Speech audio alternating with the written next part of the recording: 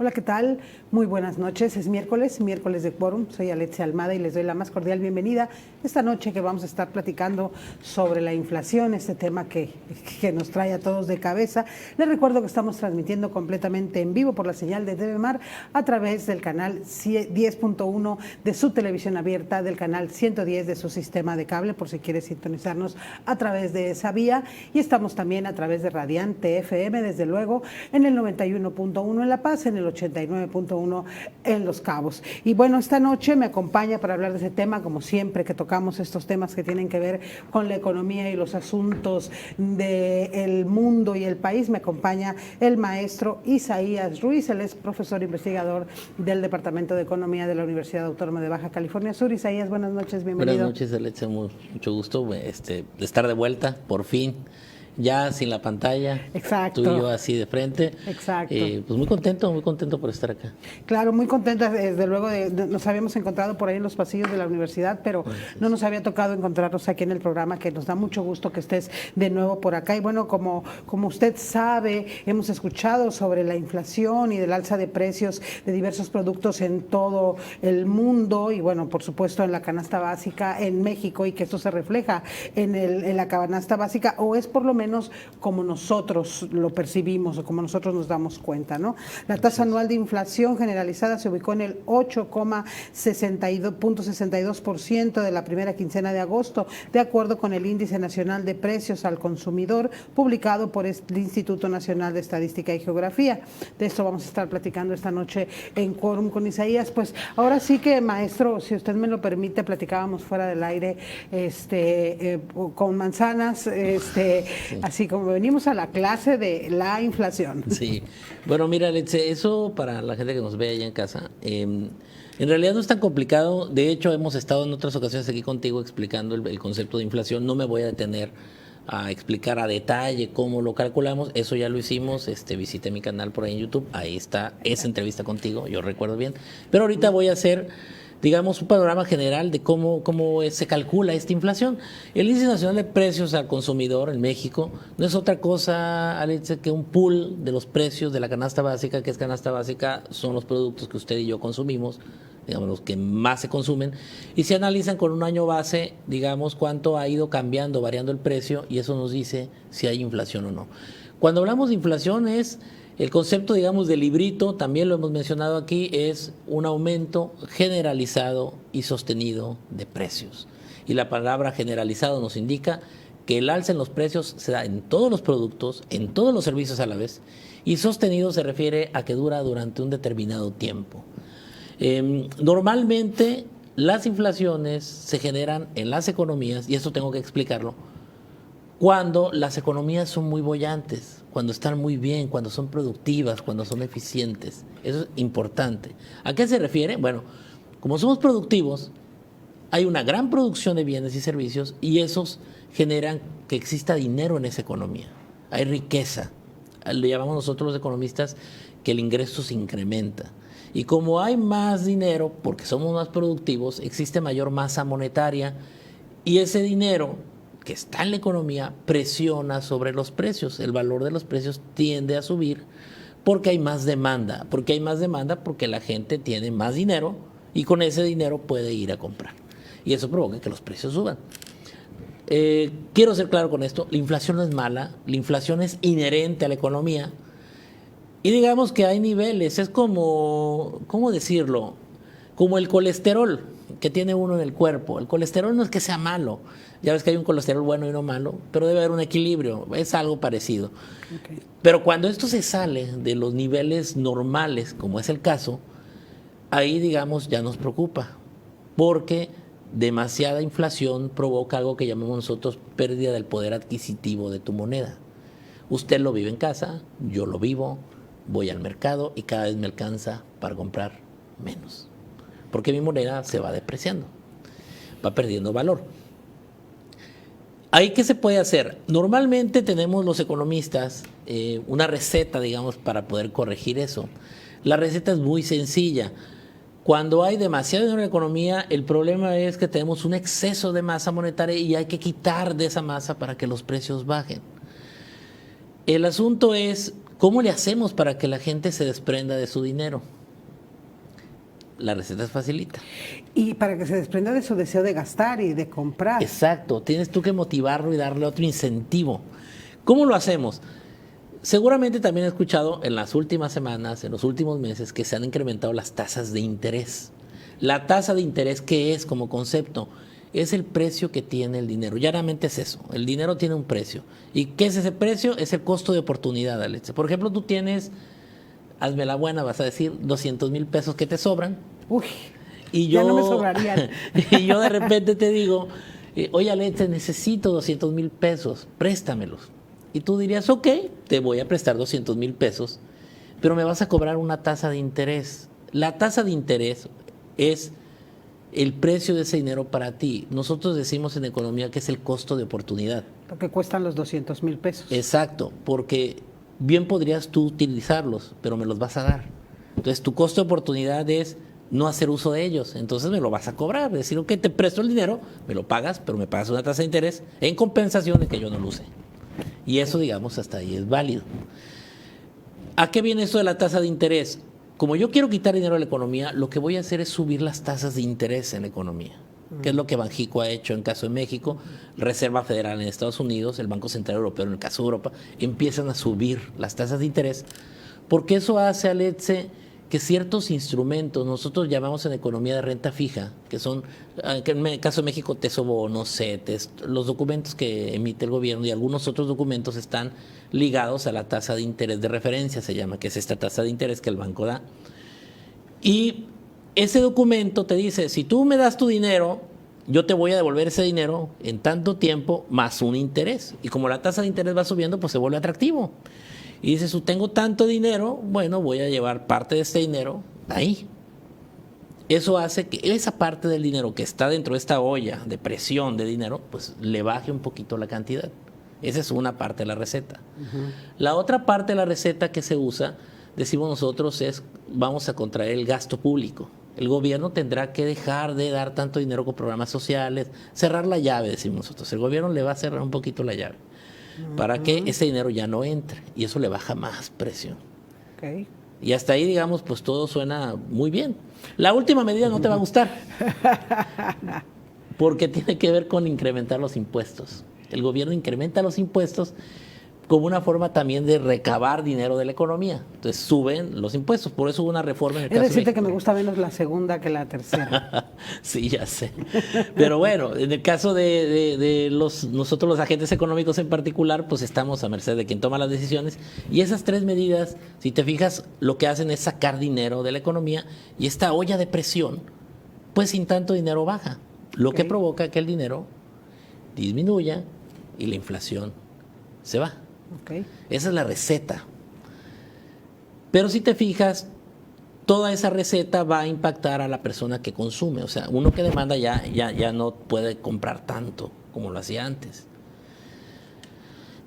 A nivel internacional tenemos eso ahorita con la inflación. El problema, hasta aquí te conté la historia como los libros no la narran.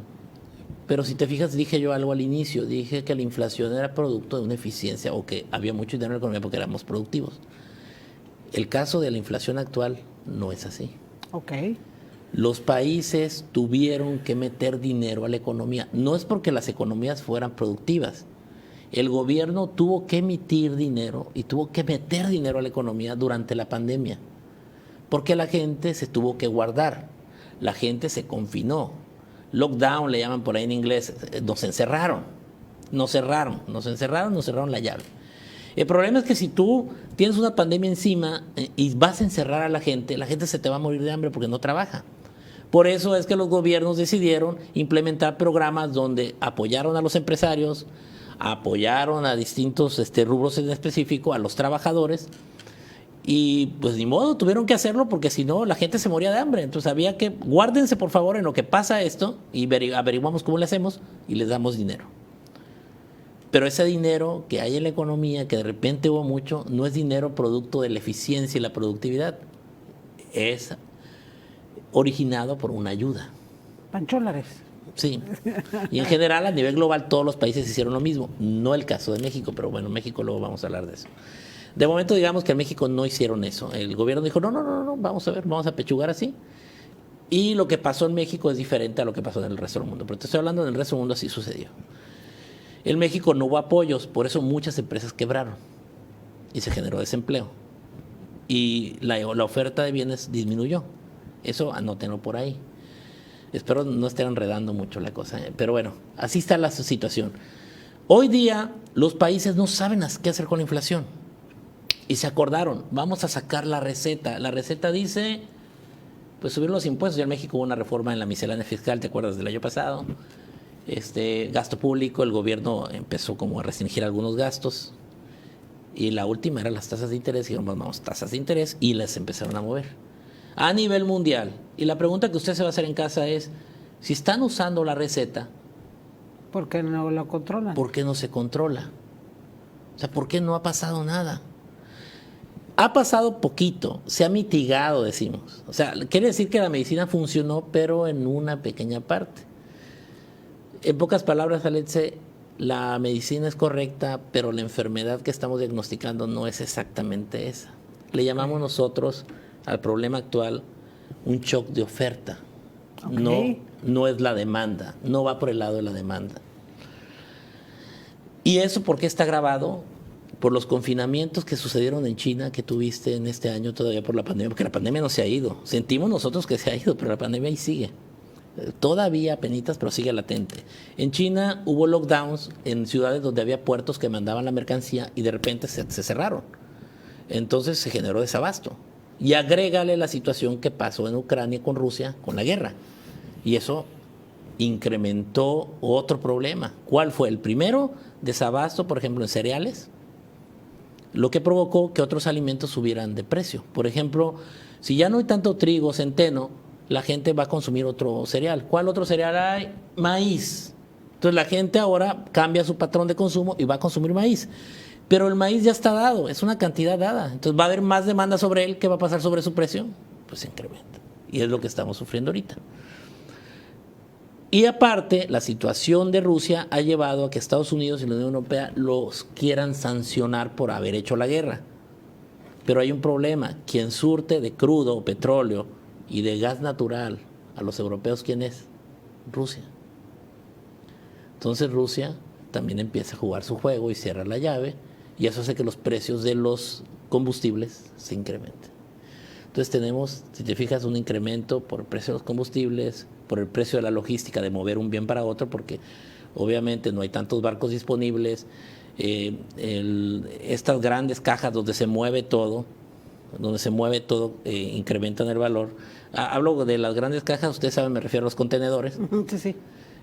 Incrementan el valor y como no hay tantas disponibles, pues sale más caro. Entonces toda la logística se atrasa y pasa el desabasto que ustedes ven. Van a la tienda de la esquina, no voy a dar el nombre de la cadena, hay muchas cadenas, pero se van a dar cuenta que hay vacíos en los anaqueles. ¿Por qué? Porque no llega la mercancía. Incluso en los supermercados, ¿no? En las grandes tiendas. Entonces hay desabasto y los precios tienden a subir. Porque el problema no está por el lado de la demanda nada más, sino tenemos un problema de oferta. Y entonces la receta no es la adecuada. La pregunta que habría que hacerse es... ¿Cuál es? ¿Cuál es o qué podemos hacer? Sí, ¿qué podemos hacer si no está funcionando? Y digamos que en ese discurso estamos todos enredados ahorita, porque, y le digo a mis alumnos en la universidad, muchachos, grábense en su mente lo que estamos viviendo ahorita, porque esto es histórico. Para la economía es histórica también, porque hay cosas que pasaron durante la pandemia y ahorita que los libros no contemplaban. Y de repente nos topamos con que hay que ser creativos e innovar. Y en esa parte estamos ahorita queriendo averiguar. No estoy diciendo, y escúcheme allá en casa, no estoy diciendo que lo que se está haciendo no es correcto. Estoy diciendo que no es suficiente. Claro. O sea, se tiene que hacer, como lo estamos haciendo, pero tenemos que buscar otras estrategias. Y en esa búsqueda de estrategias es donde tanto el país como los empresarios, los inversionistas y usted en casa tiene que ser creativo. Les decía, por ejemplo, ahora que pasó la entrada de los chicos a clase, todos los papás por ahí Sí me alteraron, por cierto, en el canal de YouTube, hay Pocket Economist, tengo yo donde hablé sobre el incremento en los útiles escolares porque la gente estaba paniqueada. Sí, hubo incremento en los útiles escolares, 30%. ¡Wow! En el precio de los útiles. Te voy a dar el dato nomás para que te asustes. ¿Cuánto le costaba a una persona que tiene a sus hijos en educación pública, a su chamaco, para poder entrar? Oscila más o menos el gasto por chamaco en un promedio, claro, es un promedio, de 3,000 a 6,000 pesos por muchacho en útiles. Y si lo tienes en escuela privada, o sea, si usted es medio fifí y le gusta tener a su hijo en privada, ahí el incremento se da entre 7,000 a 15,000 pesos, es lo que gastaron. Sí, es un horror.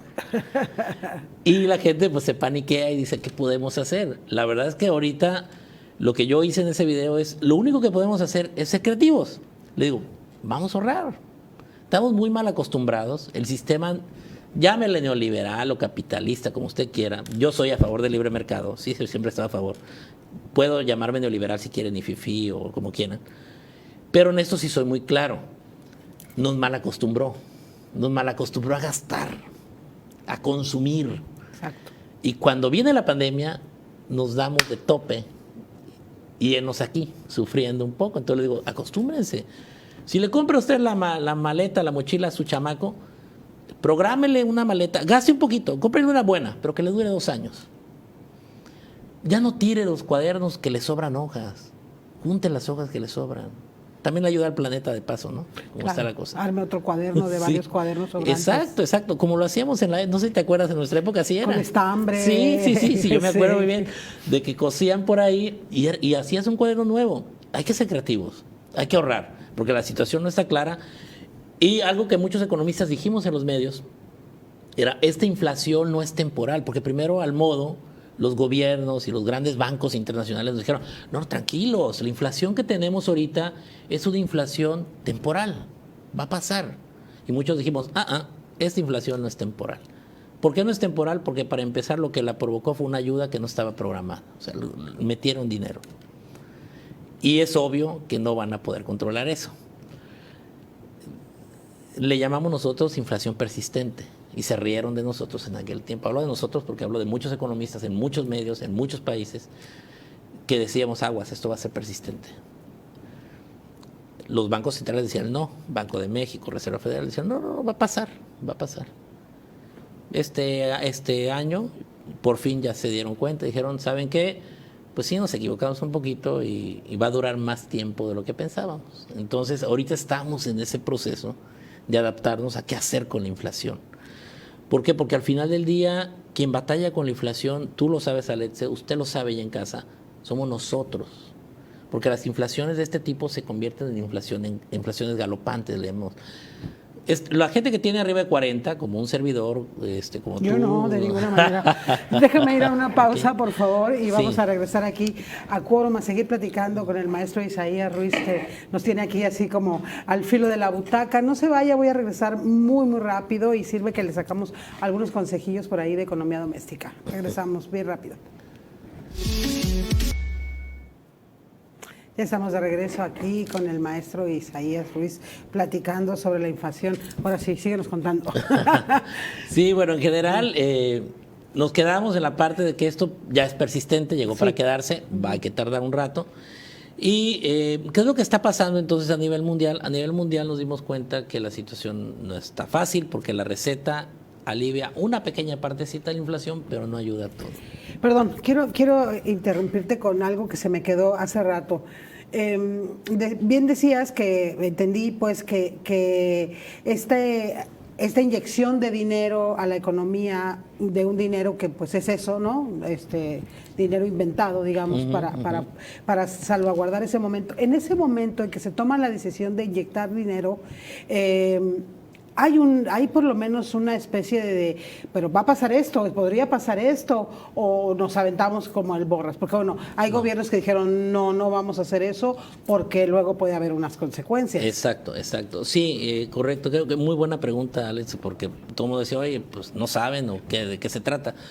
No, hay un libro en economía que es básico, no soy fan de Keynes, pero bueno, Keynes existe. En 1936 escribió un libro que se llama La teoría general del empleo, el interés y el dinero, donde él como economista expresa qué es lo que supone él que provocó la crisis de 1929. No sé si te acuerdas que fue la primera gran crisis.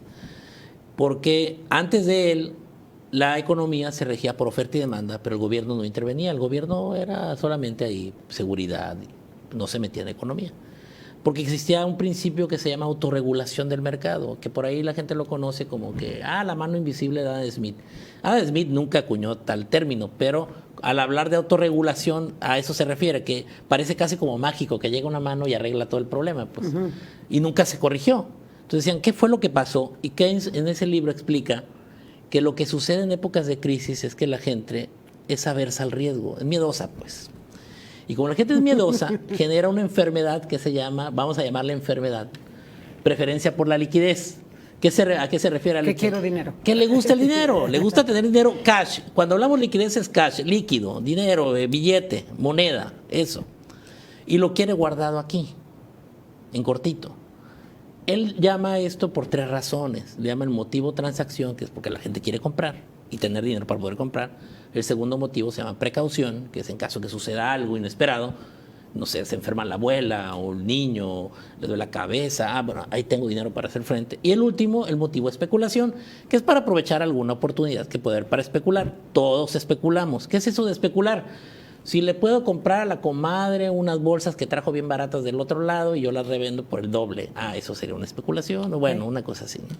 Entonces, son tres distintos motivos que llevan a la gente a buscar este atesoramiento. Entonces, como la gente está atesorando, no quiere soltar el dinero y por eso no se corrige el mercado. Entonces, lo que Keynes propone es que el gobierno haga que saquen el dinero. Pero ¿cómo lo va a hacer? No les va a poner una pistola ni nada por el estilo. Pero sí va a generar las condiciones para que la gente empiece a tener confianza y salir. ¿Cómo lo va a hacer Alexe? Él decía en el libro que no importa que le pagara a unos para que hicieran huecos y luego pagara a otros para que los tapara, que generara el empleo, que generara una corriente de empleo, una corriente de dinero, que contratara, que ampliara, que contratara empresas y que con ese dinero que él le va a pagar hace que la gente genere algo que se conoce como demanda efectiva. Es, yo tengo dinero, quiero demandar cosas. Y entonces la gente que tiene guardado su dinero en casa la va a empezar a sacar porque va a decir, ok, esa gente tiene dinero, voy a poner un puesto de tacos. Entonces el dinero empieza a salir y se genera algo que se conoce como efecto multiplicador de la economía y todo el mundo es feliz. Hasta ahí está bien. Pero él aclara algo. Esta política para corregir esto es una política de corte que le llamamos nosotros anticíclico, contracíclico. Pero hay que leer bien el libro. El libro dice que es solo en momentos, digamos, que se necesita. Entendiendo, sin que lo haya dicho exactamente ahí, pero se entiende que es durante un periodo donde se necesita y que después de eso, pues ya el gobierno ya no está tan metido. Pero el gobierno, perdón, ahí en casa, no quiero que se me ofenda a alguien, siempre uso este ejemplo.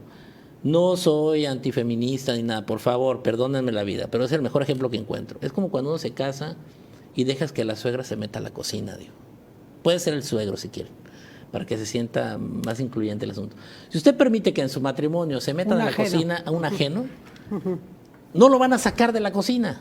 Se va a tomar posesión de la cocina y va a decir, esta cocina es mía. Bueno, haga de cuenta que cuando invitamos al gobierno a la economía, el problema va a ser que va a entrar a la economía, pero para sacarlo, Alex. Eso fue lo que nos pasó. Se dio una época del boom económico después de la posguerra y el gobierno pues estuvo muy contento. Pero ya en los 70 se hizo agua eso porque fue demasiado tiempo con el gobierno entrometido, queriendo marcar precios, poner precios a las cosas. Y ahí sí no, porque va contra el mercado. Entonces ya afecta oferta y demanda y nos mete una serie de cosas que no son buenas. Así que sí, contestando a tu pregunta, sí hay una regla, sí hay... O sea, no son buenas para el mercado. Sí, no, a la larga no. Pero Keynes no creía en el largo plazo, creía en el corto plazo. Decía, en el largo plazo vamos a estar todos muertos. Ese es un argumento de Keynes. Los economistas somos más de mediano y largo plazo, o sea, los neoclásicos, o digamos los que están de la idea liberal, creemos más un poquito en el largo plazo. Pero bueno, ese es otro rollo, ¿no? Ahí que no me voy a meter. Pero en concreto tenemos la receta. Entonces, cuando decidieron los países aplicar las medidas contracíclicas, ellos sabían que iba a pasar. Pero imaginaron que aplicando lo que conocemos de economía íbamos a poder controlarlo. Pero no contábamos con dos cosas: que la pandemia iba a durar más tiempo de lo esperado, Ok. que iba a haber lockdowns en China, justo en las ciudades donde hay puertos, donde sale la mercancía, y hay una dependencia que generamos los países con China. 750 de las firmas más importantes tecnológicas tienen sus bases de operación y de producción en China, en la provincia de Hubei, donde está Wuhan. Ok. Entonces, fue la tormenta perfecta, por decirlo de alguna manera. O sea, todo sucedió ahí. Entonces, eso no lo contemplábamos. Que a Rusia se le ocurriera invadir a Ucrania a inicios de este año, tampoco lo teníamos en el mapa. Entonces, ¿cómo le digo? Pasaron cosas que nos hicieron que esta receta no pueda funcionar del todo, porque estas situaciones extraordinarias que están sucediendo afectan no la demanda, no a la gente que quiere comprar y tiene dinero, afectan al que vende. Ya. Y eso hace que incremente el precio. Y la receta que yo tengo es para la demanda, no para la oferta. Porque normalmente los economistas con la oferta nos metemos mucho. Suponemos que es la demanda la que manda, no tanto la oferta. Pero ya en realidad, ya ahorita vimos que la oferta también es muy determinante, porque este caldo de cultivo que se originó este año con lo de la pandemia y con lo de la guerra, vino a complicar todo. Así que sí, cuando tomaron la medida de utilizar estas medidas contracíclicas a nivel global, que algunos países decidieron, la mayoría, hacerlo, que era lo correcto, no contábamos con todo lo que se vino después. O sea, lo demás vino por añadidura y eso no lo contábamos. Ahora van a decir, bueno, el caso de México, rápido. Ni tan correcto. Sí, en el caso de México, México decide el gobierno federal, no, yo voy a hacer lo contrario, ¿no? Bueno, está bien, es válido, el gobierno federal en México decidió no hacerlo. Lo único malo que al no haber apoyos, condenó a la pequeña y mediana empresa, sobre todo a la micro, pequeña y mediana empresa, que es la que más contrata en México, a quebrar. Muchos quebraron, no aguantaron el golpe del confinamiento y quebraron, y eso generó desempleo. Y obviamente una contracción de la oferta, de lo que podemos ofertar nosotros, porque ya no están esas empresas. Entonces la pregunta que mucha gente me hace cuando toco estos temas: oiga, profe, si la inflación en el resto del mundo es porque inyectaron dinero, ¿por qué en México tenemos inflación si en México no se hizo? Uno, porque las empresas dejaron de producir porque muchas quebraron. Y se nos olvidó un factor importante. Tenemos muchos compatriotas en Estados Unidos, donde sí recibieron los apoyos, que enviaron ese dinero para acá. Ok. Entonces de repente tenemos muchos ciudadanos mexicanos con dinero en un país que no está produciendo tanto. Eso hizo que la inflación subiera. No sé si estoy diciendo que Sí, el caso sí, de sí, por supuesto, por supuesto. Perdón si no me explico bien, estoy intentando. Se explica maravillosamente, maestro. Porque sí, estoy así como queriendo, para que quede claro, México y el mundo. Entonces, México y el mundo ya en este punto estamos igual.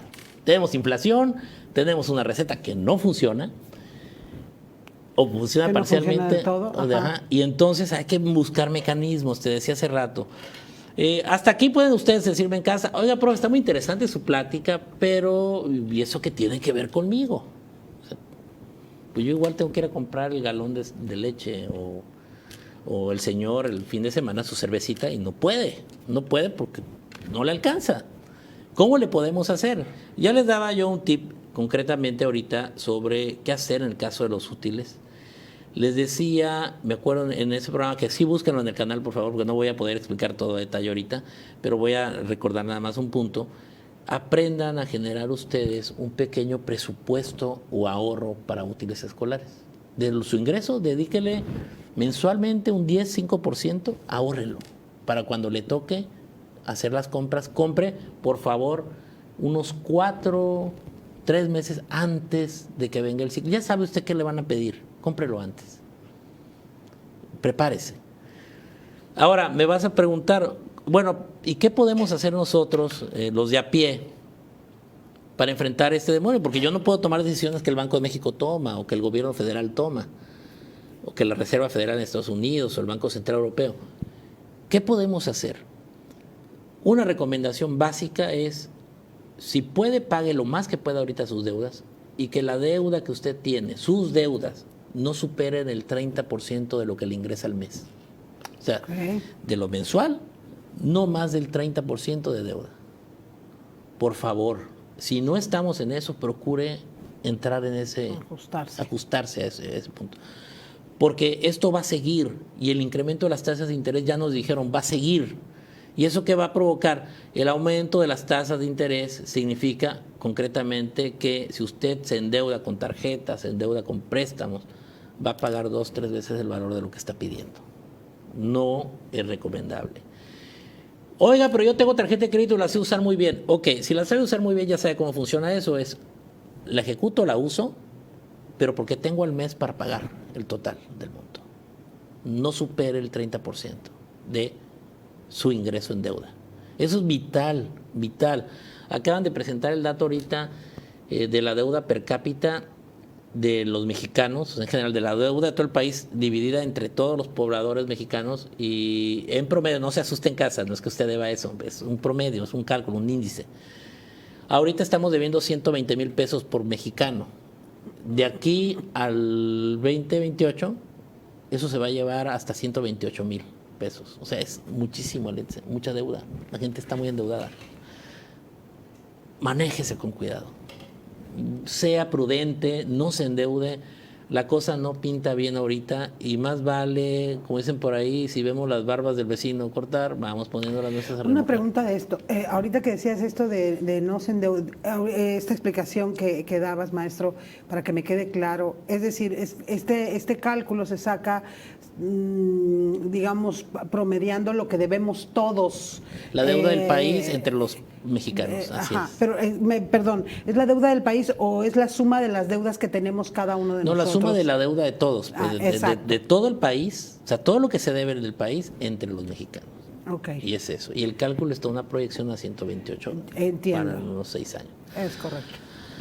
¿Qué nos está advirtiendo? No deja de ser un pronóstico, para que no se asuste en casa. Ya no lo tome como que, ay, el profe ya me condenó a una vida. No te estoy condenando a nada. Te estoy avisando que si no nos ponemos las pilas, para allá vamos. Los números así son, los pronósticos son eso. Un pronóstico se puede cambiar. Hace rato que llegamos estábamos viendo lo del huracán. Es un pronóstico, va a llegar un huracán mañana y de repente no llegó. Bueno, eso pasa, también en economía claro, sucede. Claro. Entonces, aquí en economía es más fácil porque si usted corrige sus hábitos y sus patrones de consumo, ya la hizo.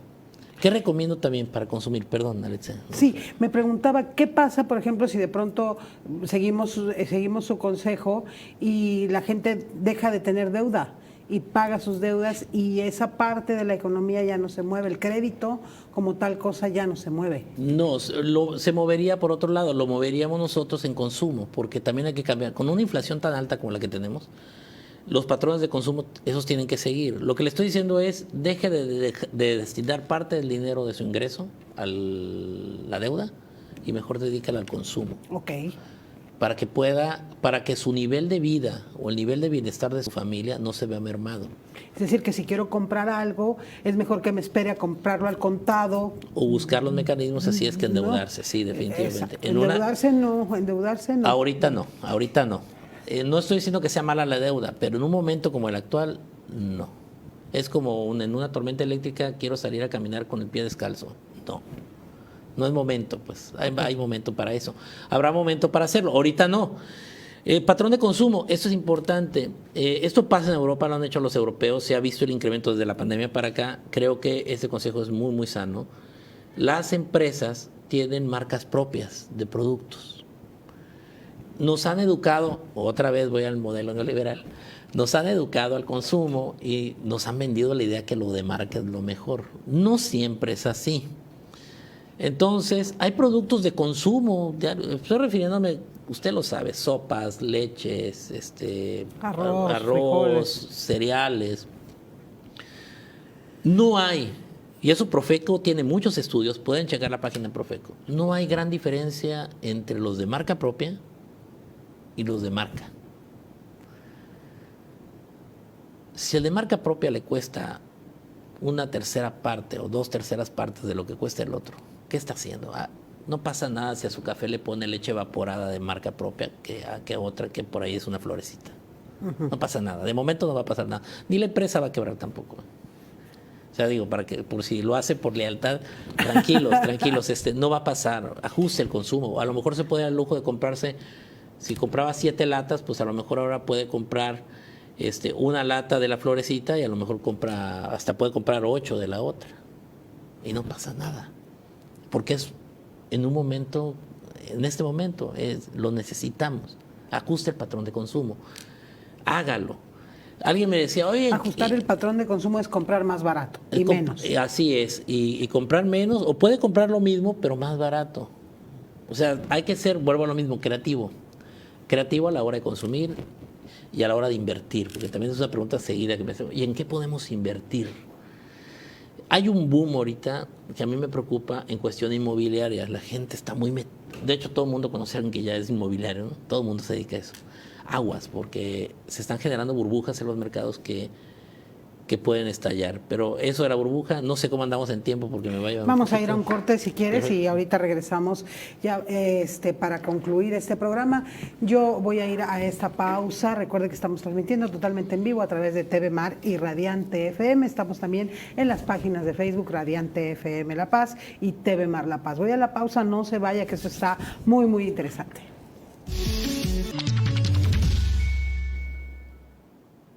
Ya estamos de regreso aquí en Quórum platicando con el maestro Isaías Ruiz sobre la inflación y bueno, ¿cómo le podemos, qué hacemos, maestro? Síganos orientando este camino. Bueno, creo que para cerrar sería bueno hablar de qué hacer para invertir. En eso cerramos el bloque anterior. ¿Qué se puede hacer para invertir? ¿Qué puedo hacer yo desde casa? Le puedo yo decir, invierte en la bolsa o no invierta. De hecho, no es buen momento para invertir en bolsa de valores, por las tasas de interés que están incrementándose. Digamos, nosotros renta variable, pero ese es otro tema. Pero me decían en casa, profe, sea realista. O sea, ¿cómo la bolsa de valores? O sea, está hablando conmigo, profe. Exacto. Yo sé, estoy en la misma situación. Somos gente de a pie, no estamos en los grandes mercados, no somos corredores de bolsa. No vivimos... No tenemos para invertir. No somos como el lobo de Wall Street. Entonces, bueno, ¿qué podemos hacer? Primero, abusado con lo que... ¿Dónde va a invertir su dinero? El poquito que tenga, que digamos tenga por ahí ahorrado, abusados con dónde lo va a meter. Te decía hace rato que se generan burbujas, ahorita hay burbujas. ¿Qué son las burbujas? Cuando escuche burbuja en la tele, quiero que a partir de ese momento, después de escuchar esta explicación, ya no se mortifique y entienda que es una burbuja en términos económicos. Es cuando un mercado está sobrevalorado. O sea, que todo el mundo dice, no, que hay inflación, son los terrenos, los departamentos, y la gente empieza a invertir. Y se vuelve loca con eso porque alguien les dijo que es la solución. Parcialmente ayuda a proteger el dinero, pero a la larga puede provocar burbuja, porque la gente se vuelve tan loca queriendo comprar departamentos que los dueños de estos departamentos o la gente que los construye se aborazan y empiezan a cobrar valor por encima del valor real que tienen, porque la gente se vuelve loca. ¿Hasta cuándo? Eso se va inflando hasta el momento en que la gente se da cuenta que lo que compró no vale lo que pagó. Y mucha gente entra en pánico y quiere vender como sea para recuperar algo. Y ahí hace que los precios de esos bienes caigan. Ha pasado muchas veces, pasó en los 90s, pasó en las .com, no sé si te acuerdas en los 2000, cuando las empresas .com, todo el mundo quería tener una empresa .com, cotizaron en bolsa y todas perdieron porque la gente se volvió loca por lo mismo. O sea, no es así, no funciona así. Vamos a invertir en cosas que sean rentables, no porque alguien dijo. ¿Qué le sugiero que haga? Siempre digo lo mismo. Hay gente que le sabe muy bien al negocio. Vea qué están haciendo la gente que le sabe al dinero. Voy a hablar ahorita de Bill Gates, hablaba de eso en la mañana, a mediodía, que me entrevistaban. Elon Musk, Jeff Bezos, los grandes empresarios, ¿dónde están metiendo el dinero ellos? Porque ellos normalmente saben dónde está la cosa. Y les decía yo a mediodía, Bill Gates trae una idea muy básica de hacia dónde va. Él ahorita está invirtiendo, Alexe, por ejemplo, en Waste Management, que es manejo de residuos. Ahí, de residuos. O sea, compostas, todo, ahí. Ahí, 1.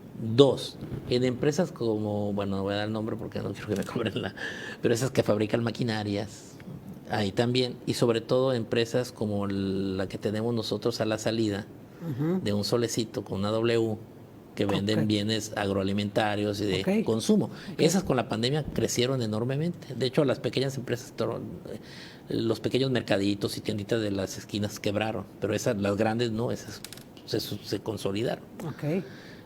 La respuesta está ahí. Me decían, oiga, profe, pero es que todo el mundo me ha dicho que hay que invertir en terrenos. Sí, sí está bien invertir en terrenos. No se aloque nada más a comprar departamentos con vista al bar. No, tranquilos.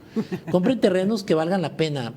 Lo que están haciendo, por ejemplo, Bill Gates, Elon Musk, invirtieron dinero en terrenos que son productivos. O sea que si usted me ve en casa, porque aquí todavía hay gente en La Paz que tiene parientes, que tienen huertas, que están en los ejidos, no las suelten, no las regalen, consérvenlas, porque ahí está una gran inversión, una gran protección de dinero, porque viene también, no quiero asustar a la gente, pero todo pinta que se puede generar una crisis alimentaria. ¿Quién va a llevar la ventaja? Pues los que tengan los alimentos. No en vano, Bill Gates vendió muchas acciones en la bolsa de valores y todo ese dinero lo enfocó a comprar terrenos productivos, de cultivo. Okay. Algo sabe que nosotros no. Entonces, lo invito a usted, si tiene un ejido, si participe, busque la manera de estar en los ejidos, si tiene parentela ahí, si conoce a alguien, es el momento. Y si no, busque generar, si tengo un ahorrito, profe, puedo comprar un terreno, compra un terreno en zona rural. Es muy buena inversión ahorita. Es buena inversión, créanmelo. Protege el dinero de momento. Oiga, profe, pero a mí no me da para eso. Bueno, a usted ya le aconsejé, si no tiene dinero para comprar un terrenito porque no alcanzó a ahorrar, que la mayoría en ese punto estamos, la única manera que tenemos para hacer frente a la inflación es saber consumir, que era lo que les decía. Ese es el punto. Sí, le iba yo a decir, maestro. ¿Y qué hacemos los que no tenemos dinero el día 3 de la quincena? Sí, no, la primera clave es, tiene que hacerme caso y inmediatamente intentar cubrir la deuda. Profe, eso se oye bien fácil, pero es muy difícil. Bueno, le voy a dar un consejo de cómo va a ir acabando las deudas. Siempre he oído que la gente aconseja quitar primero las deudas chiquitas y luego ir por las grandes. No, primero tiene que ir por las grandes. Porque conforme le va pegando a la grande, aunque aparentemente no le hace mucho daño a usted con su pago, si le aporta al capital, créamelo, en menos de lo que cante un gallo, esa cuenta va a pasar a ser de las chiquitas y va a ser más fácil que las pueda ir eliminando. Entonces, ese es el consejo primero. ¿Cuál es la meta? Alcanzar el 30% de mi ingreso mensual de deuda. Cuando llego ahí ya puedo descansar porque me queda el 70% para mis gastos, para cualquier imprevisto, eso que decía Keynes, ¿no? Entonces la clave está ahí. ¿Qué podemos hacer? Aprenda a consumir, aprenda a no endeudarse y aprenda a ahorrar. Eso es vital. Nos cuesta mucho trabajo de repente hacerlo y queremos vivir un ritmo de vida que el ingreso no nos da. Es momento de detenerse un poco, haga una pausa, no pasa nada si no hace su viaje ahorita, no pasa nada si no puede, a lo mejor quiere ir a cabo el fin de semana y no va a poder, no se mortifique, espere un poco, mejor ahorre el dinero. La gente que tiene ahorrado, ya le dije dónde va a invertir, dónde va a trabajar. Hay páginas en internet también, hay una página de CETES del gobierno que es accesible a cualquier persona que tenga un extra que quiera meterlo. Ahorita es buena opción porque las tasas de interés van a ir hacia arriba, los CETES son una buena opción. Udibonos también, ahí se pueden comprar. No necesita ser millonario para comprarlos. Con poquito dinero puede, con 500 pesos ya puede empezar usted a ver la manera. Es un consejo también si le interesa explorar ese lado. Y por supuesto cuidar mucho el ingreso, no despilfarrar en gastos superfluos, porque también lo hacemos, nos malacostumbramos a hacerlo. Creo que la clave está ahí. Desde ya le digo, la inflación no se va a ir, viene un cierre de año complicado a nivel mundial. Aunque no lo crea, estamos en la gloria los mexicanos, los americanos y los canadienses con respecto a lo que está pasando. Europa la va a pasar muy mal por la cuestión de los energéticos, la cuestión del gas, porque ellos usan el gas. Usted y yo eso no lo pensamos porque aquí hace mucho calor, pero ya necesitan el gas para poder calentarse. Claro. Y no lo tienen por el pleito que traen con Rusia. Va a ser complejo para ellos, para nosotros no. Hoy una muy buena noticia, que Anthony Blinken viene a México a hablarnos y a ofrecernos, nos tiende la mano. Me gustó ver a AMLO y a Marcelo Ebrard muy dispuestos a platicar. Eso fue muy positivo, porque nos vienen a hacer una invitación para participar en un encadenamiento productivo de semiconductores. Claro, Estados Unidos previendo que si se genera una guerra entre Taiwán y China, Taiwán es el principal productor de semiconductores, 50% a nivel global ahí se producen. Entonces ya dijo Estados Unidos, si eso estalla nos va a meter en una complicación porque los semiconductores y estos procesadores se usan para todo lo que usamos hoy día de tecnología, y lo que quiere Estados Unidos es ponerse el guarache, decimos en México, antes de espinarse. Así que nos extiende la mano, arriba de $300 billones puede llegar de dinero a México, es muy buena oportunidad. Espero que el gobierno federal esta vez sí lo agarre, porque ya no las han tenido muchas veces y no hemos querido agarrarla. Yo creo que es el momento, porque si fortalecemos esa cadena, no solo en semiconductores, Alex, se lo he dicho mucho aquí también y en otros medios, México está desaprovechando el potencial que tenemos en el agro. Si viene una crisis alimentaria, si viene un problema con el agro, ahorita es el momento. Ahorita es el momento de fortalecer esa cadena y que el TEMEC nos sirva de algo. Tenemos un tratado de libre comercio con nuestros vecinos, usémoslo. Que sea realmente México la punta de lanza de toda Latinoamérica para con Estados Unidos y Canadá, y se fortalezca la región. Porque ante lo que viene, creo que lo más prudente es mantenernos cerquita de los que están cerca y fortalecer, digamos, esos lazos de cooperación económica, porque de repente el aislarse no es bueno. Entonces yo creo que esa es la respuesta. Igual en casa, organícese con la familia, administre los gastos. ¿A qué me refiero? Algo tan básico como voy a llevar a los niños, van a la misma escuela mis sobrinos y mis hijos, bueno, uno los lleva, otro los recoge. Ese viaje que se evita ya le quita una cantidad de combustible que no tenía contemplado gastar. Seamos creativos. Aquí me surgió una pregunta frente a esta situación que está viviendo, pues obviamente no solo nuestro país, sino prácticamente todo el mundo o todo el mundo. Fenómenos que se presentan, que estamos a nada de que se dé el Buen Fin o el Black Friday, que es un momento en que la gente aprovecha para endeudarse muchísimo. Y porque además, yo siempre me he preguntado por qué en ese Black Friday o Buen Fin no entra nada que sea necesario, ¿no? Nos venden puras tecnología, electrónica, casas, a lo mejor ropa y tal, pero no he visto el pan en el Black Friday. Sí, no, hay recomendaciones. No vaya. Solo vaya si realmente lo que va a comprar es necesario para usted. O sea, si el bien es necesario, tiene que meditar muy bien. A lo mejor si no tengo ningún televisor y me hace falta, realmente considero que me hace falta uno, bueno, si lo necesita, cómprelo. Si no lo necesita, puede esperar un año más sin él. Algo importante que ahorita me recordaste con la pregunta, Letze, las ofertas, utilice los cupones, pierda la vergüenza. De repente el mexicano tiende a ser le da vergüenza aprovechar las ofertas. Case ofertas en los mercados, no es Black Friday, siempre hay ofertas en los mercados, hay que estar atentos nada más. De repente hay unas muy buenas, de que no, pues que 2 bolsas de frijol en lugar de, o 3 al precio de 2.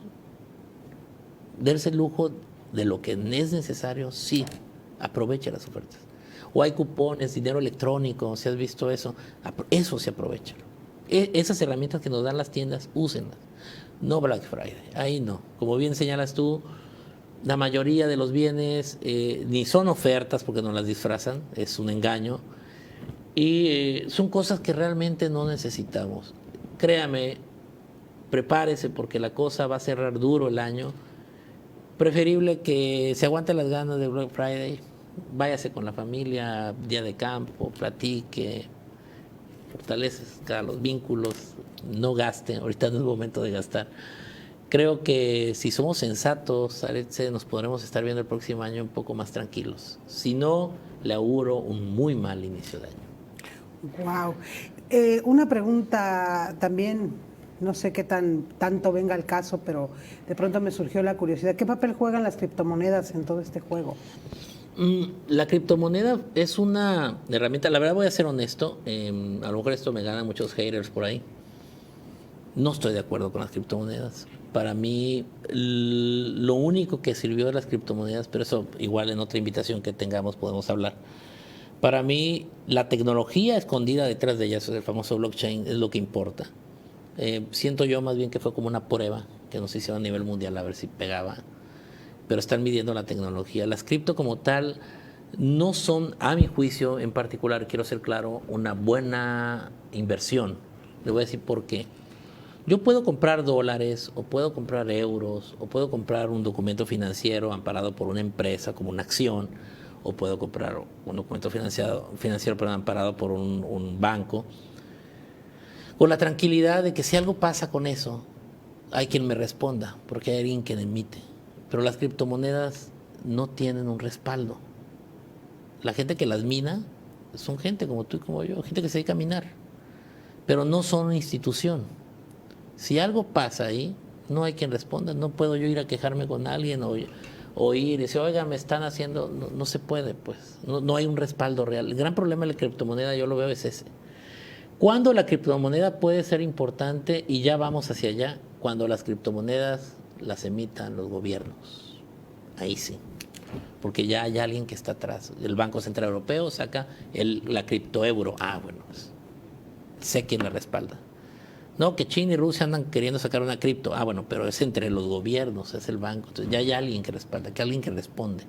Por ese dinero. Por ese dinero. De otra forma, es un albur. Y no está tan claro, pues. Que es como estas pirámides y este tipo de cosas. Que yo lo veo como algo así. Te digo, voy a ganar muchos haters. Ya en la universidad ya me los he ganado porque a pesar de ser muy neoliberal mis ideas, en eso, créeme, no lo soy. Ahí sí no. No, hay cosas donde es mejor no meterse. Es mejor no meterse. Y para mí siempre ha sido como que un tema no muy prudente. Te digo, salvo que yo viera a alguien atrás, diría sí. De momento no vale la pena meterse ahí. Mejor invierte en otra cosa. Ya les dije por dónde, es lo seguro. Bajo el escenario actual, creo que garantiza que su dinero, si tiene dinero de sobra, puede meterlo ahí. Que es complicado que haya, incluso quien tiene un poder adquisitivo alto, estamos en un momento, Isaías, en que probablemente pocos tengan dinero de sobra. Exacto. Sí, la situación es crítica. En los países como el nuestro, que se llaman economías emergentes, decimos los economistas, el ingreso es menor o igual al consumo. ¿Qué quiere decir eso? A nosotros, en estos países, lo que ganamos, Alexia, y tú lo sabes, a veces ni nos alcanza para consumir lo que necesitamos, lo que nos obliga a endeudarnos. Exacto. Y se forma este círculo vicioso de la deuda de la cual no salimos. No salimos. ¿En qué lugar está situado México en el ranking de la inflación mundial? Te voy a dar un dato importante para que se sienta menos mal la gente. Algo que el gobierno, yo se lo he criticado mucho a López Obrador, pero hay que reconocérselo. Hay por ahí un truco que estamos usando contra la inflación. Es un tipo de apoyo, de ayuda, un subsidio le llamamos nosotros. El subsidio no es otra cosa que dinero del gobierno que se mete para controlar un precio. Los liberales estamos en contra de eso totalmente. Pero lo que es cierto es que ese subsidio que tiene México a la gasolina y a los combustibles ha ayudado a que la inflación no llegue hasta un 14%. O sea, el dato que nos presentabas tú del 9,62. 8.62. 8.62, sí, 8.7 y creo que en Estados Unidos está por ahí del 8.3. En el caso nuestro pudiera ser más, pero es por ese subsidio. ¿De dónde viene? Ahí en casa, rápidamente. Viene de los excedentes de la venta del petróleo porque los precios del petróleo subieron, hay un excedente y ese dinero se canaliza ahí. ¿Qué criticamos nosotros? Que ese dinero podría servir mejor en otro lado. Pero ahorita que lo están metiendo ahí no está controlado. ¿Qué lugar ocupamos? De la Organización de Cooperación y Desarrollo Económico, o sea, que son los países ricos, donde México es miembro. Sí, no me pregunte cómo son, ahí llegamos. Llegamos, aunque no lo crea, ahí estamos. Y no es desde ahorita, estamos desde 1994 ahí. Algo hizo Salinas de Gortari que engañó a la gente y se metió. ¿Qué dato es importante? El índice de inflación energético de los países miembros, México es el que está mejor de todos. Pues bueno, pues ahí estamos, maestro. Encantada de que nos haya acompañado esta noche en Quórum. Ya nos vamos.